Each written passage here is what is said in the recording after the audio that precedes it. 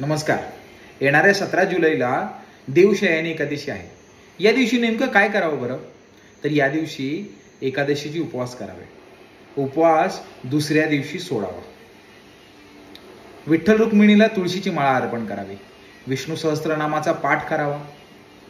या दिवशी रात्रीच्याला जमिनीवरती झोपावं. एकादशीचा उपवास हा 1000 गायीचं दान दिल्याप्रमाणे आहे.